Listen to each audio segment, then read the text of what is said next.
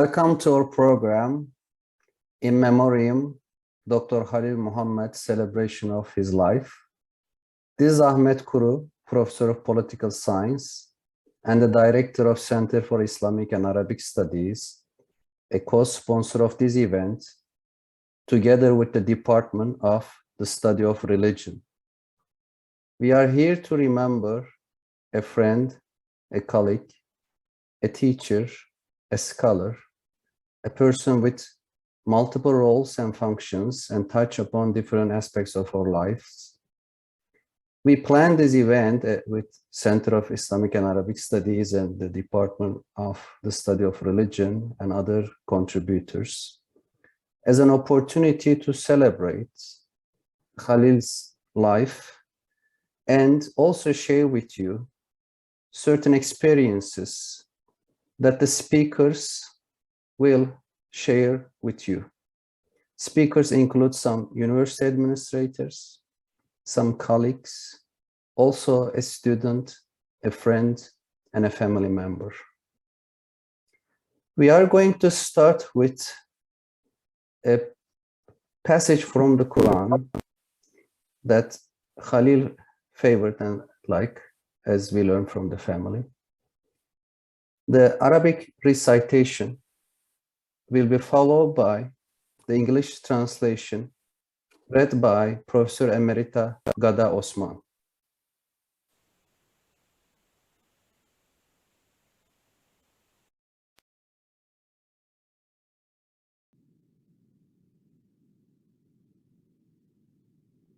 Sadaqallahu al-Azim.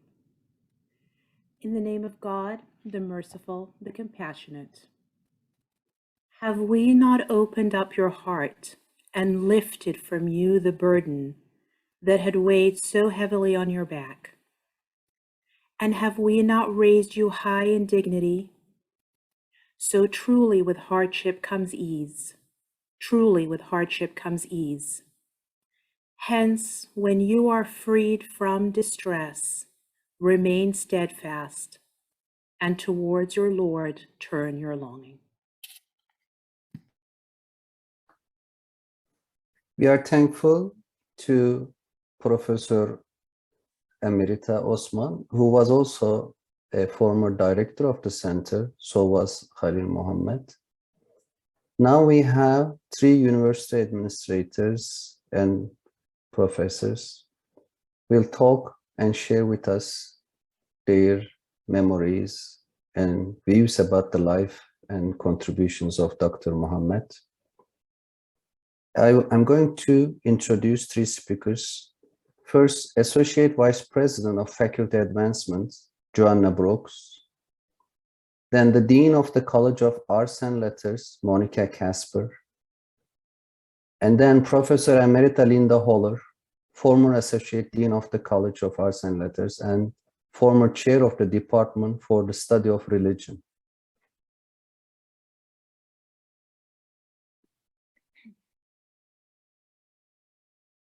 Thank you so much, Professor Kuru, and thank you to our colleagues in Islamic Studies and also the Department for the Study of Religion for organizing this memorial. I want to offer heartfelt condolences to everyone who loved him and cared about him, to his family, to his colleagues, to his friends, to people from his faith community who are here with us tonight. Khalil was both my colleague and my neighbor. And on at least 2 occasions, it was my honor to walk and talk with him through some challenging moments. And over the course of any faculty lifetime, there are moments when we all feel some kind of tension or alienation from our work or from our community, be it the community of scholars or a community of origin. And I will remember with great tenderness 2 different times when I got to sit with Khalil on a bench on campus under the sun and tell him how much we loved him and valued him as a colleague, and to tell him that he should always hold his head high.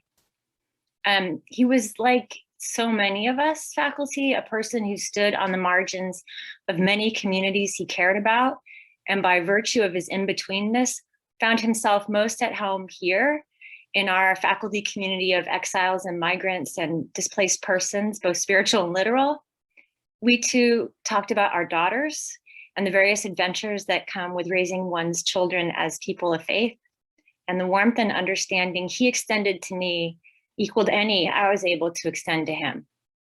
Losing a colleague as cherished as Khalil is something a community of scholars mourns for more than a short season.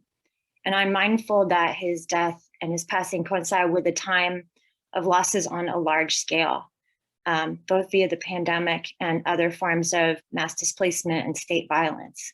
And as we all take in all these losses, I hope that we as faculty can always say to each other frequently, you belong, you are loved and valued, you should always hold your head high, because in this place, in our community of scholars, you will always be at home. So again, my condolences and thank you so much for allowing me to share some very tender memories I'll always carry of Khalil. Thank you.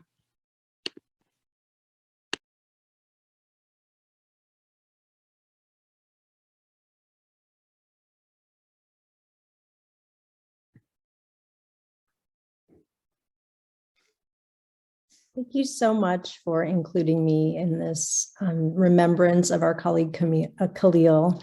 I'm really saddened to be here, and I want to extend my condolences to the family and friends of Professor Mohammed. I'm only 18 months into my role as a dean here at San Diego State, and so many of you knew him far better than I did and for much longer. But I can tell you that in the months in which I've come to know him, including a really lovely conversation with him between Thanksgiving and Christmas, I have learned that he was such a thoughtful, complex human, really caring of the many communities in which he has been involved. I learned from so many of his colleagues after his death that he had been a kind of bridge between different communities, and that was really special to learn. And I learned that he loved San Diego State so much and his work here. And I see every day in the Department for the Study of Religion and in the center the impact that he made on his colleagues and his students. So I feel just I want to say from the heart that I just feel very blessed to have known him, even for a short time, and to be able to be part of this celebration of his life with all of you. Thank you for including me.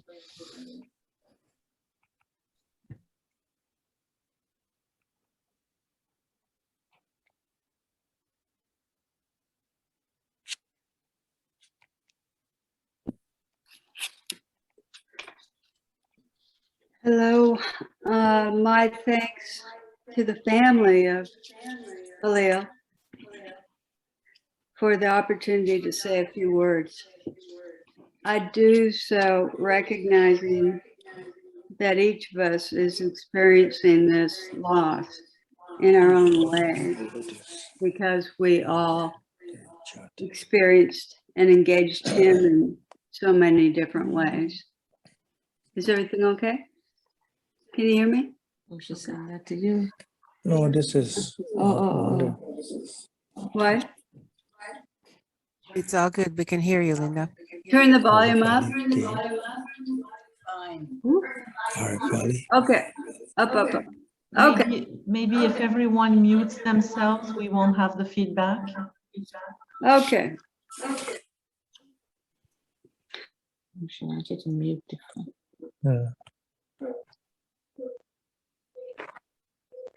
Okay, good. Sorry. Still got the feedback.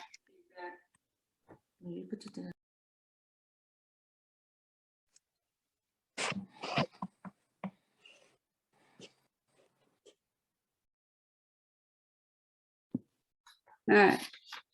Now? Okay. Perhaps we could all agree that Khalil was a complex, brilliant, talented, and caring human being, even though we experienced him in different ways.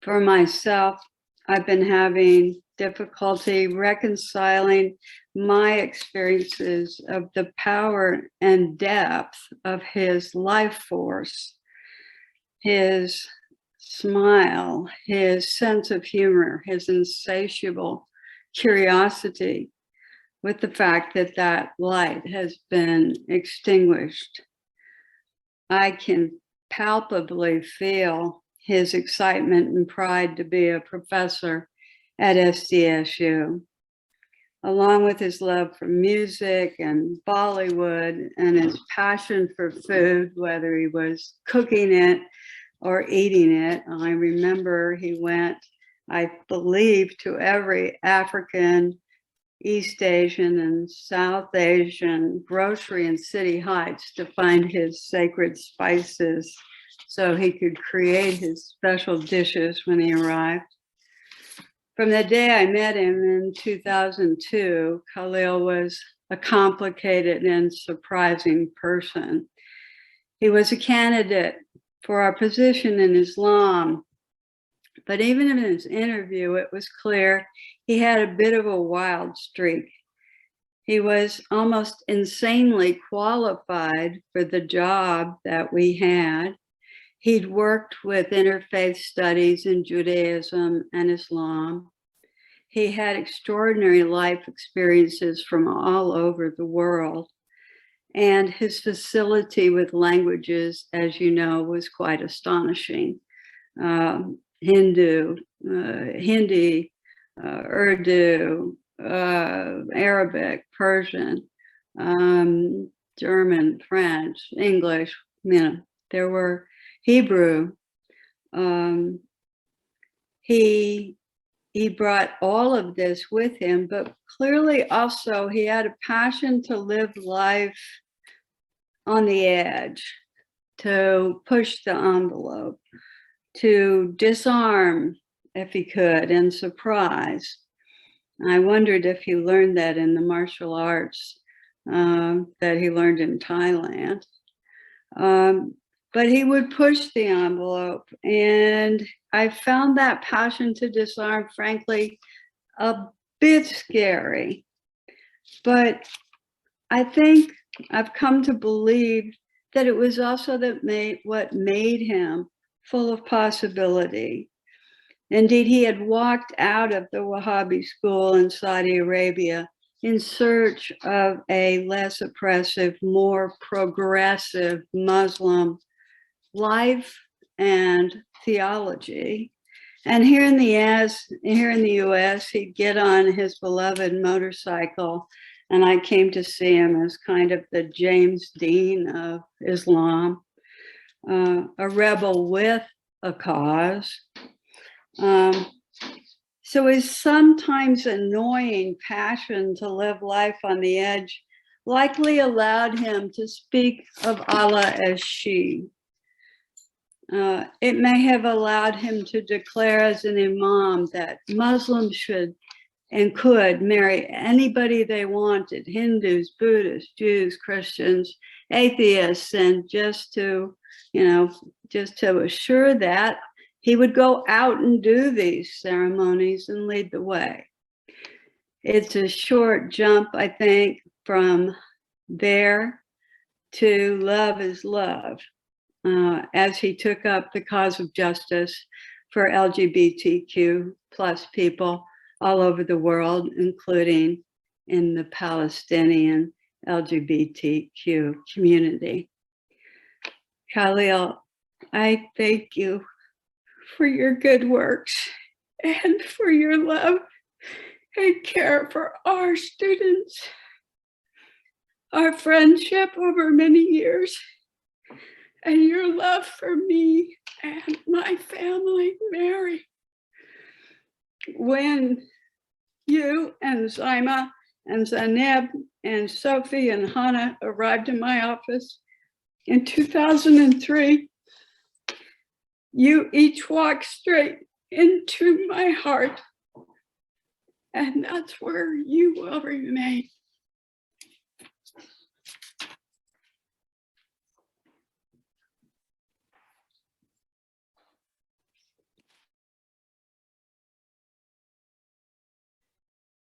Many thanks for all these thoughtful and also emotional speeches that we will remember. Now, I would like to introduce two colleagues of Khalil.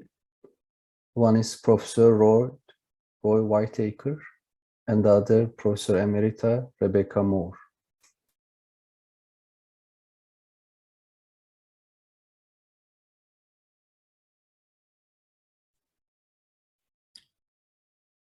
Okay, hopefully you can hear me. Okay, I'd like to first of all share my sincere condolences to Khalil's family, his dear friends, and everyone that he touched. Dr. Mohammed arrived at SDSU in 2003. Him and I used to watch a lot of UFC. To be honest, Dr. Mohammed knew how to get under people's skin. But if you knew him well, he'd treat you like kin. I knew his daughters when they were really young. I knew he was proud of who they had become. Dr. Mohammed liked riding motorcycles, popping wheelies, and always living life freely.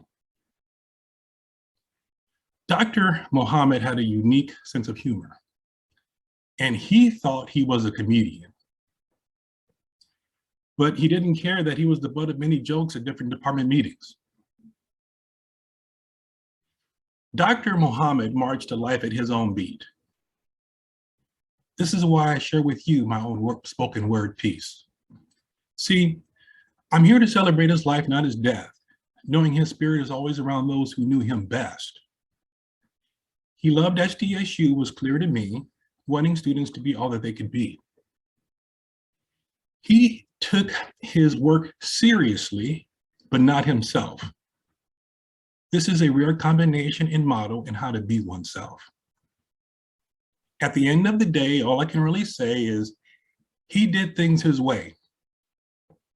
Surely not out of malice or meanness, but he just didn't want people to be inauthentic. This is the reason why he always implored everyone to do all that they can do to make sure that they work it.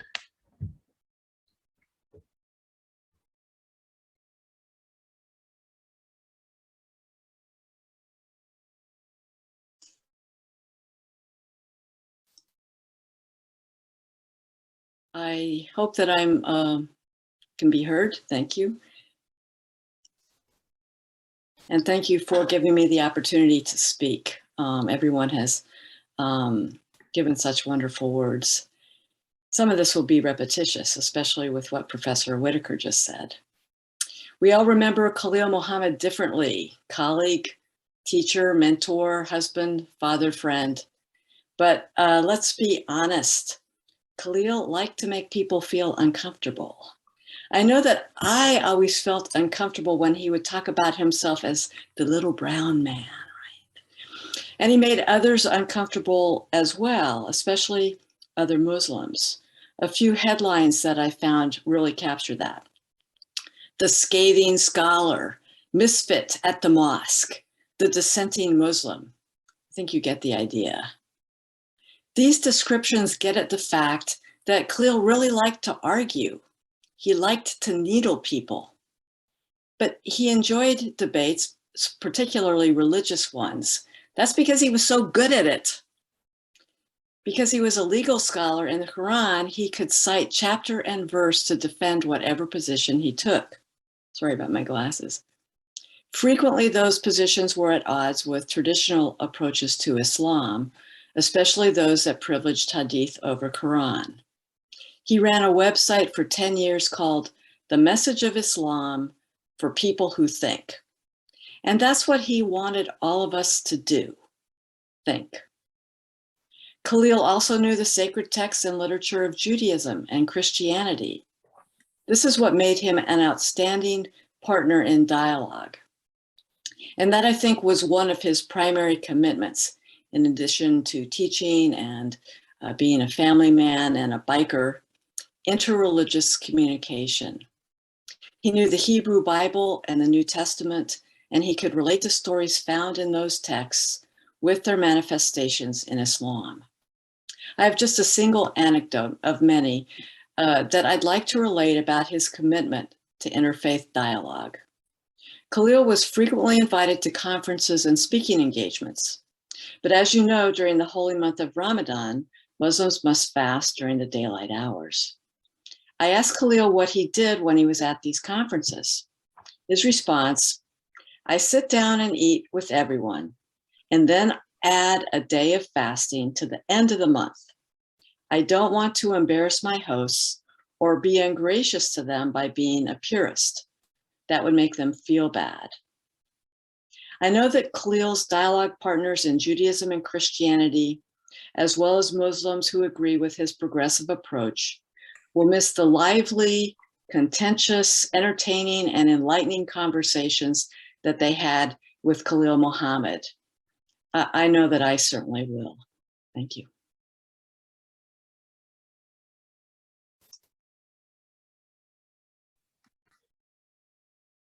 My name is Farid Abdul Noor. I have known Khalil since 2003 when he joined the university and immediately joined the Center for Islamic and Arabic Studies.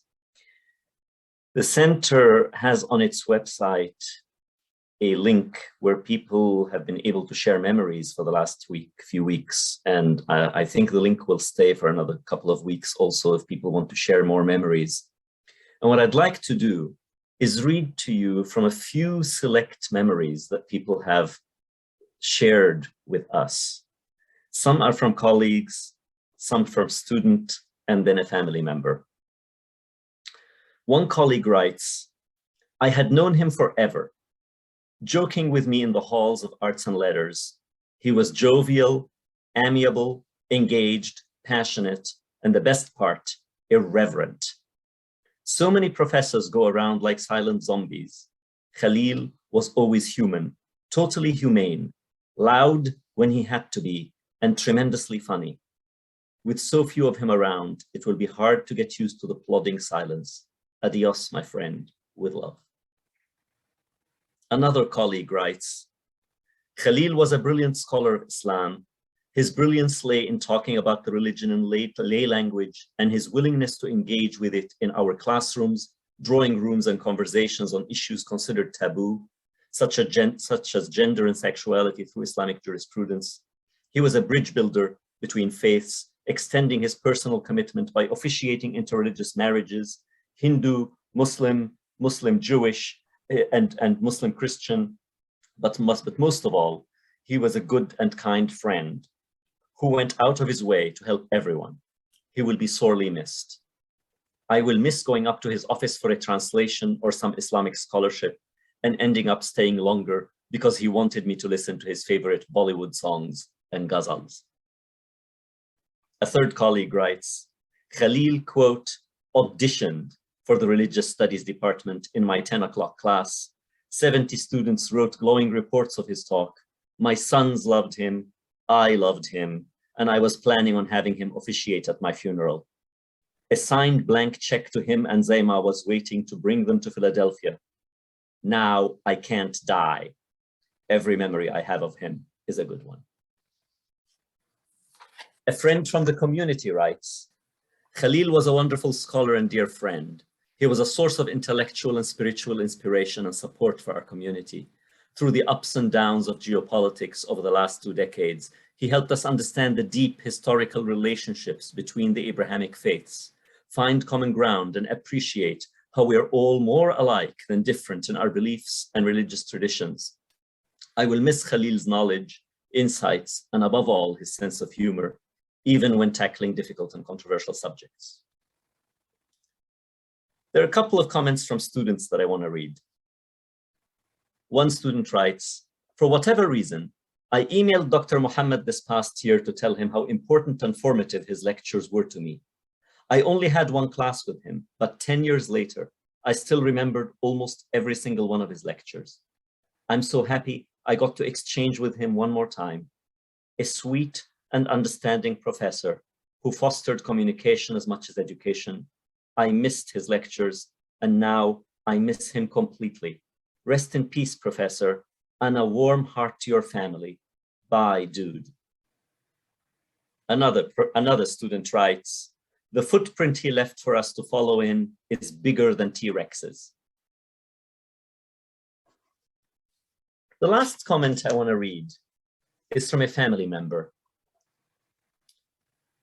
I knew Khalil all his life.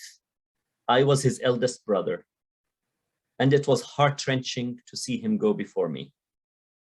However, upon reminiscing, I recall that growing up in Guyana, he was playful and mischievous.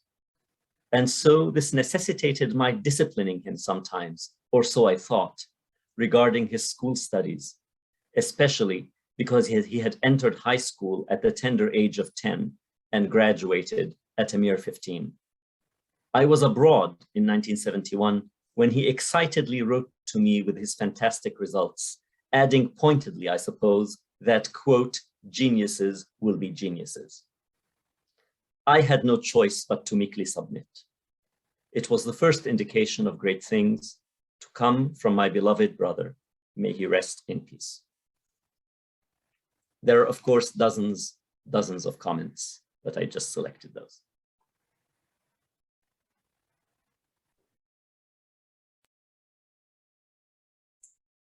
Thank you for the speeches, and thanks, Professor Abdul Noor, for selecting some of the commentaries in our center's website. Now, the final three speakers include one of Khalil's many students, Amy Yarnau, then a friend from our San Diego community, Taysir El-Kulak, and then his son, Osama Muhammad. The speeches will be followed by Khalil's own voice narrating his career. It is a video from the 20th anniversary of the Center for Islamic and Arabic Studies in 2021.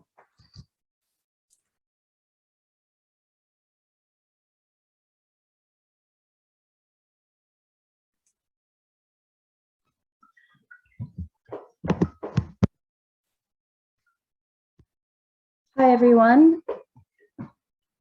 I am, you are. These are the start of definitive statements, and we'll get back to those.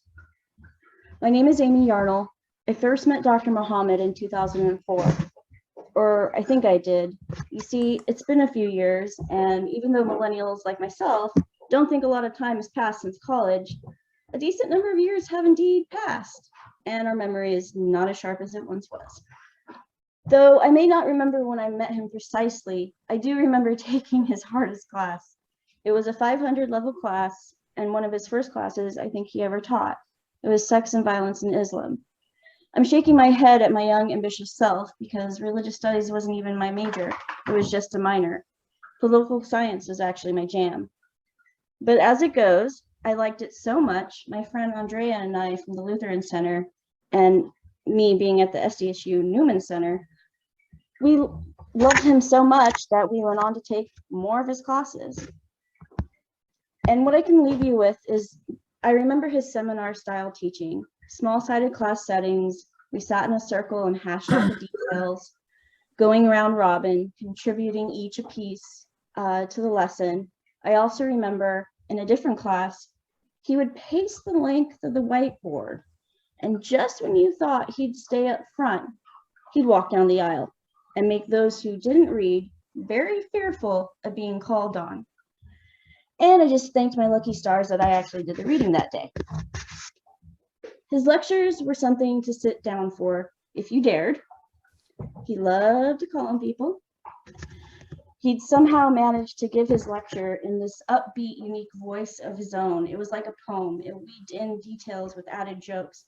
He never let a class go by without mentioning Beyonce, and sometimes adding in a rap lyric.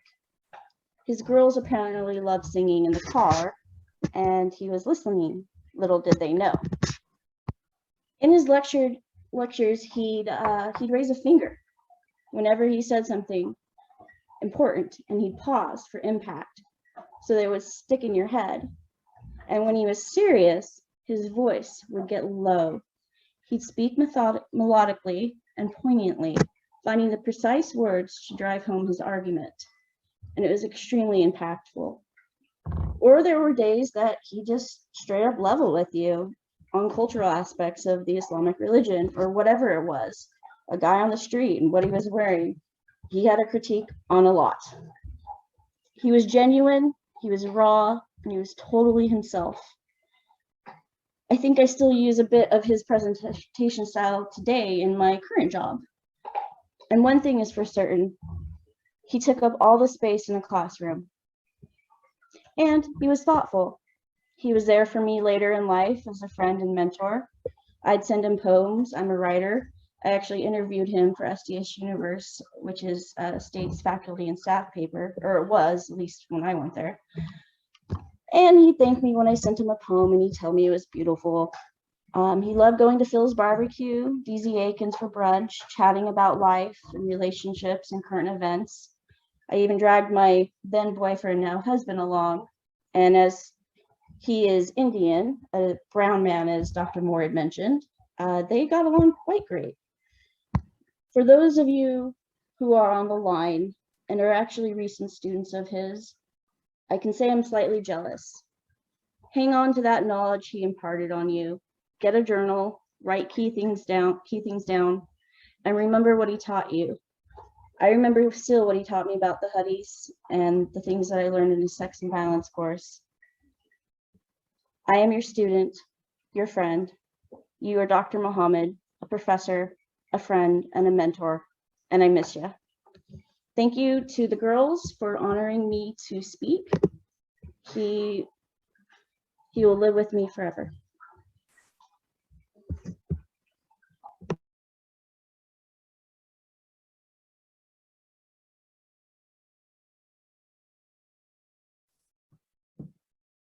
Hi, everyone. Can you hear me? I've known Dr. Khalil since he came to town. I am, of course, outside. We were very, very close to with each other.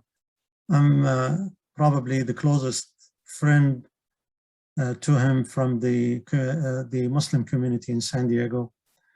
I have so many good memories with Dr. Khalil, but I can share with you one particular memory that impacted me personally and changed my perspective on so many things.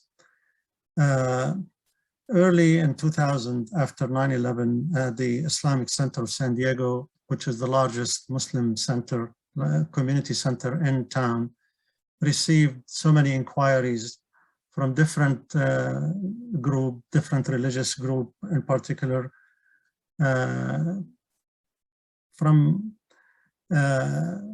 law enforcement agencies, so many different agencies and community wanted to know about the mysterious religion. No one knew much about the religion, and they contacted us to know more. And the board of directors asked me to respond to one particular inquiry from the Emmanuel Temple, the Jewish temple near San Diego State. Not because I'm a scholar or I have a deep knowledge of, or I can discuss religion with our Jewish friend, but because I'm Palestinian, the only Palestinian who can talk to Jewish friend. So I contacted the rabbi. I still remember his name, but his name is irrelevant right now. But we met and we agreed on formalities and protocol of the meetings or the interfaith dialogue. And we agreed not to discuss politics and contentious issues. The rabbi told me just, we wanted to know each other, religion, culture, common things, casual discussion. He repeated this word, casual discussion, many times. So I went back and I formed a committee, and also we agreed on the how many times we should meet. We decided to meet once a month, one time at his temple, one time the next meeting would be at our temple, at our mosque. So I went back and I formed a committee of mostly activists. I mean, we were not scholars.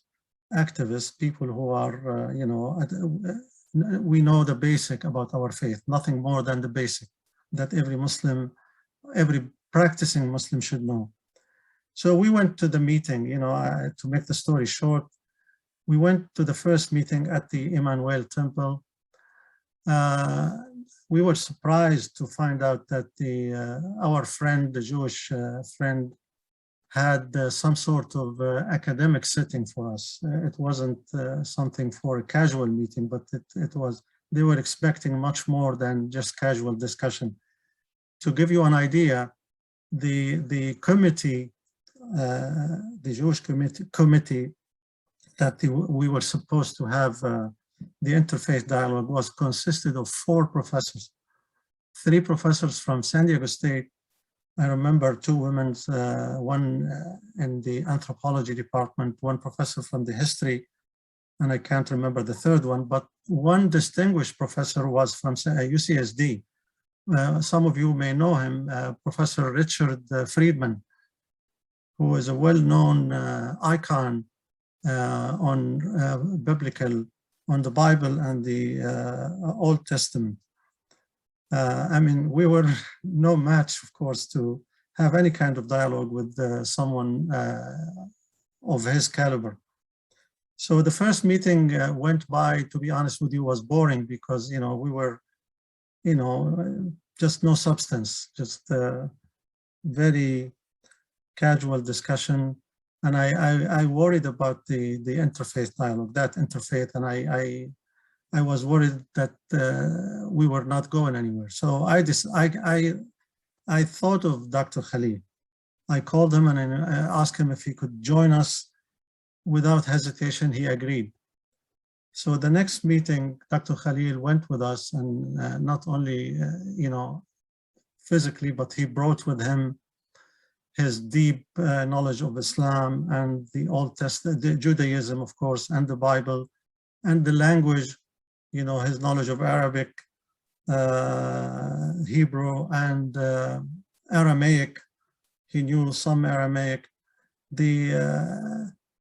His culture, the knowledge of the Arabic culture, the Middle Eastern culture, and ancient culture. The whole discussion was lifted to a new level. The level in terms of substance, the relevance to the core issues was much different type of discussion, and was very fruitful, very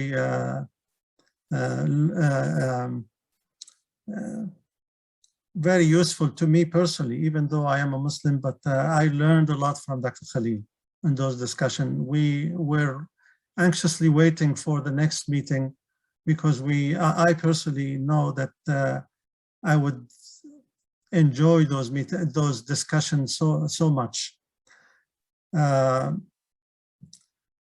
All I can say that I really missed a dear friend of mine. I deeply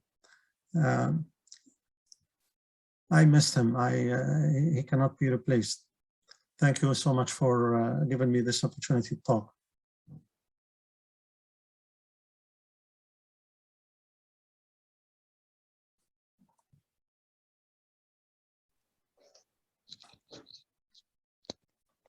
Hello, everyone.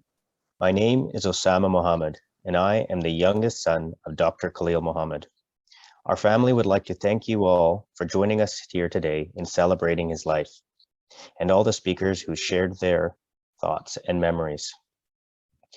Dr. Khaleel Mohammed was born in Guyana, a developing country in South America. Resources were limited. He always told us it wasn't enough to be the best. You had to be the very best. He demonstrated to us the great amount of discipline it took to achieve your dreams. From graduating high school at the age of 15, to getting his black belt in martial arts, to becoming the director of this very institute. I can think back to countless hours our family has spent around the dinner table or his desk, where we would try to rattle him with our questions and reasonings, and how, when we would get discouraged, his comforting sense of humor would gently encourage us to not give up. To this day, I always ask myself the three basic questions he would ask us. What's the history? Who told you? And what are your thoughts?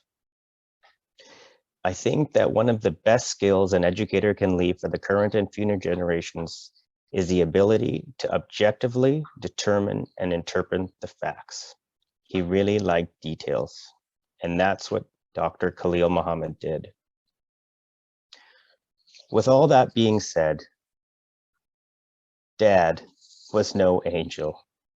As much as he loved a good plate of food, he loved a good laugh, sometimes at your expense.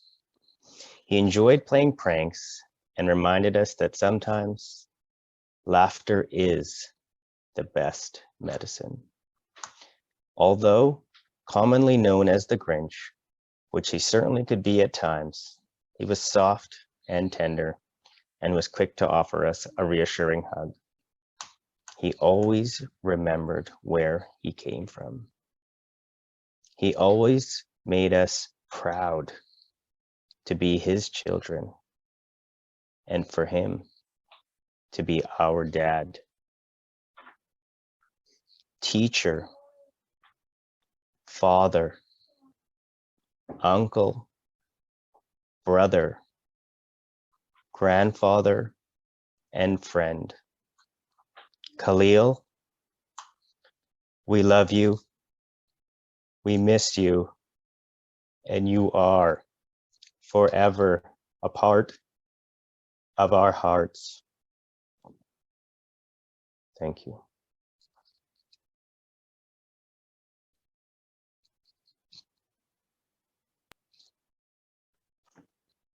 I came to San Diego State in 2003 as a specialist in religion. I came here from Brandeis University in Massachusetts, where I had gone as a postdoctoral fellow in research on the way the Jew is presented in the Hadith tradition.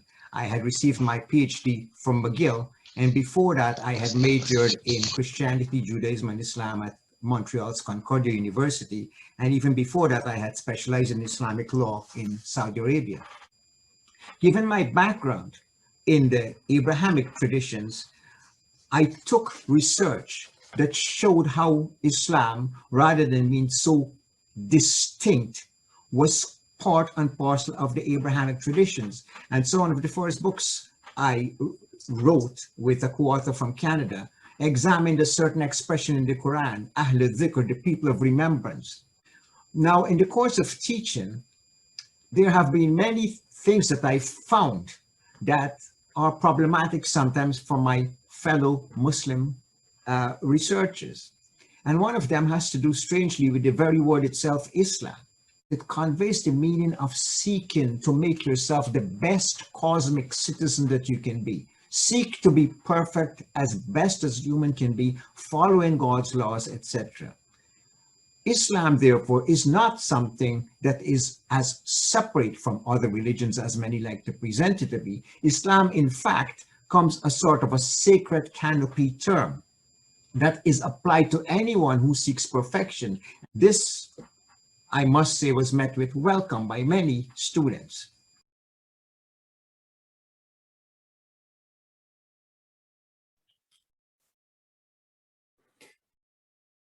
Thank you very much for joining us tonight.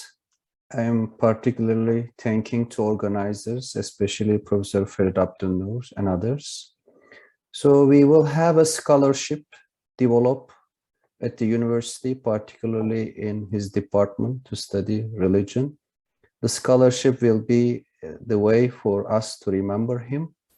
With that note, we are wishing you the best of your time, and thanks again for joining us tonight.